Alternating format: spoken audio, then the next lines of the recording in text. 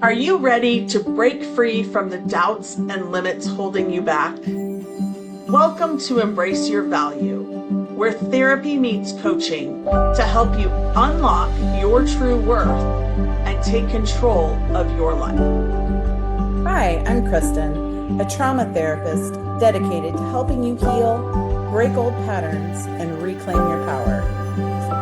And I'm Jen, your support coach, here to show you how to set fierce boundaries, embrace self-compassion, and step boldly into the life you deserve.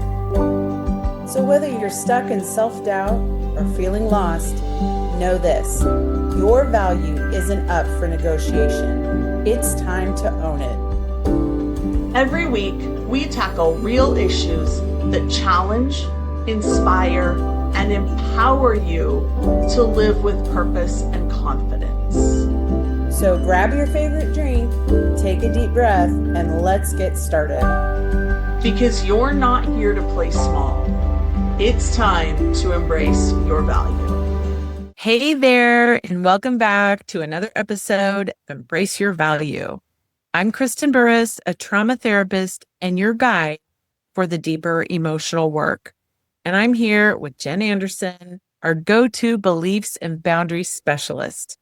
Today's conversation is one so many women quietly face after big life shifts, whether it's a major win or a painful loss. The question that can linger is often this: who am I now? Question really hits home, Kristen.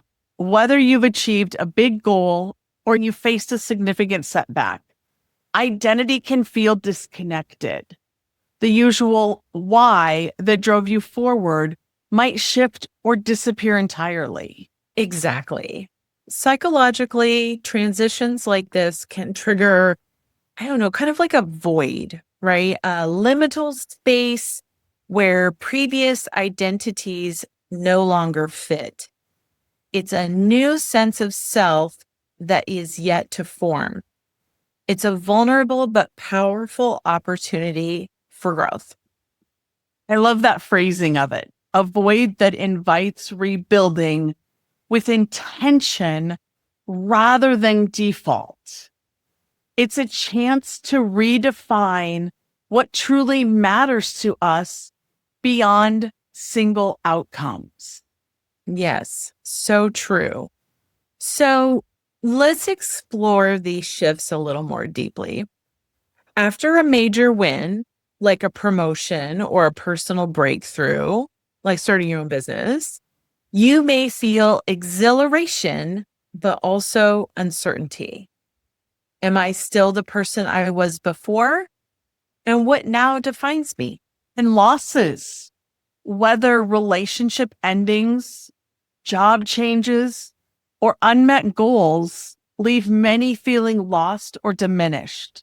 The past anchors of identity are gone, prompting the question, who am I without that thing, that crisis, that chaos sometimes? Sometimes we need that to feel complete, and yet we don't want it at the same time. So who am I without that? Absolutely. I actually see this in my office a lot because I do so much trauma work. And that's basically we're shedding that part of them, that trauma part that they've gotten so used to. A lot of times people get very uncomfortable with the new person that they're becoming. So this is called identity discontinuity. This is called identity discontinuity. It disrupts your familiar narrative, but also can highlight opportunities for self-compassion and curiosity about new possibilities. And just know, if you're listening to this, but you're experiencing this, please understand it's natural and it's shared by many. Awareness helps you hold space for this transition instead of just rushing past discomfort. And a lot of times that I see this happen is in grief. I've seen so many people rush through getting over grief because they just need to get on with their life. And while I understand that, I want you to hear this. If you rush through grief and you don't fully grieve, it's going to come back and get you at some point. And then you're not going to understand what it is that you're going through. So when you're in a place of grief, take the time that you need. So let's also talk about how we navigate the void when your why changes. When the motivator you've been holding onto fades, we feel a void. It's tempting to fill it immediately with busyness, other goals, distractions, numbing out on social media, going shopping, anything that's going to give you that dopamine rush, but it can also lead to confusion or burnout. That's so true. Confusion, burnout, the distraction, it creates movement. It just takes up a lot of time. It takes up a lot of energy when there's time that we can use to do healing. So therapeutically, embracing the void, which is sitting with uncertainty and discomfort, which is probably one of the hardest things anyone can ever do. It is the most courageous and healing act that we can do for ourselves.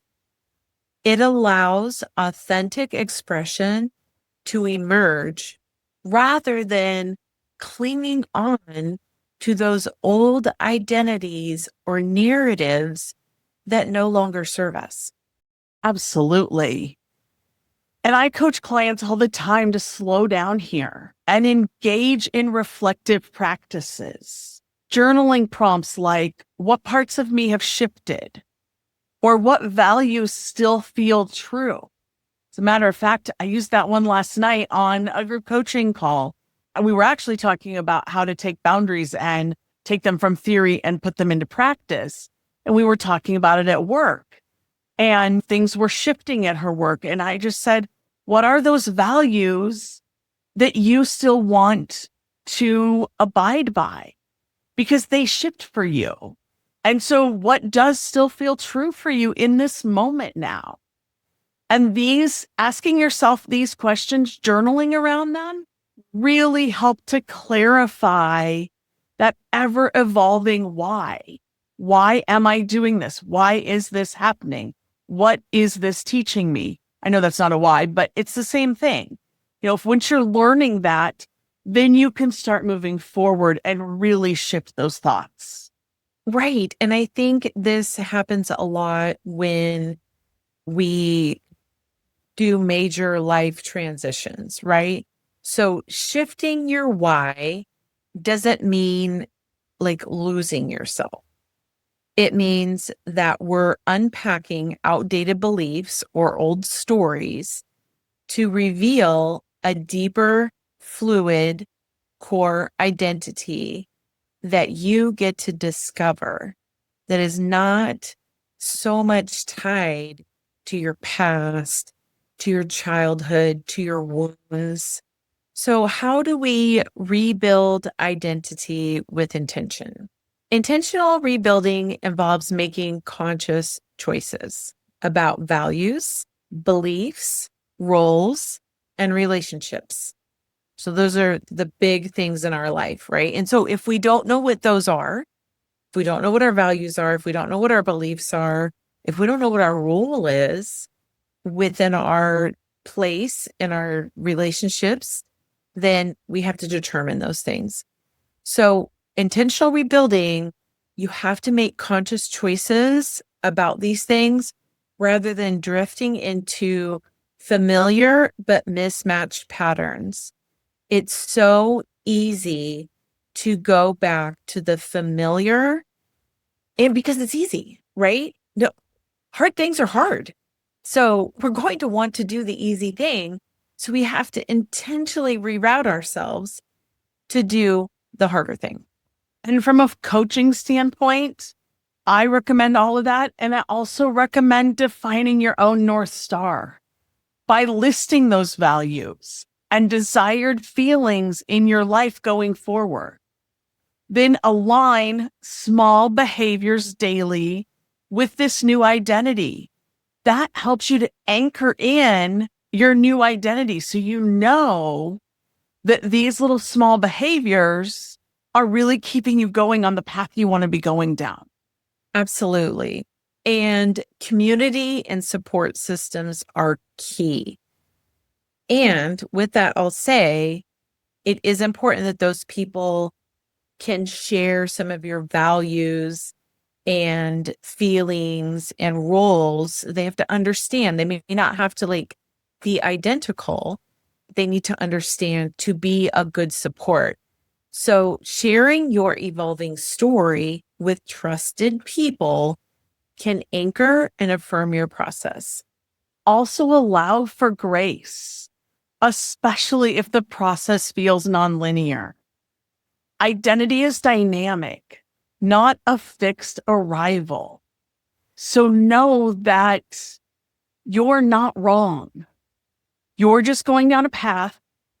And if you decide to take a left turn, you can see if that's the right direction. Doesn't mean that it's the end all be all. You can turn and go another way. So don't beat yourself up. Give yourself some grace and let yourself just try new things. Right. And as always, it does not have to be perfect. We just want to make progress. We just want to move forward. But it doesn't matter how messy it is, right? It's just about the trying. We don't get anywhere if we don't try. It's just that first step. So to sum up, big wins and losses disrupt your identity narrative and can invite deep exploration if you choose. By sitting with that space and rebuilding consciously, you can emerge from that with a more integrated, authentic self. And your action step for today is to journal on one current identity shift that you're feeling. Write 3 values or intentions that you want to build on as you move forward. We welcome you to share your stories and questions with us. They inspire meaningful conversations and give us things to work with. We want to talk about the things that are important to you. We have all kinds of ideas ourselves, but it's everybody else that we need to hear from too. Yes. And if you feel so inclined, be sure you leave us a 5-star rating. Share this with a friend, whatever you need to do, because the more people that we can get this in front of, the better the world is going to be. So thanks for embracing this journey with us. And remember, your value is constant, even as your story evolves. We'll see you next week. See you next week. Thank you for being here with us today. If today's episode hit home, don't just keep it to yourself.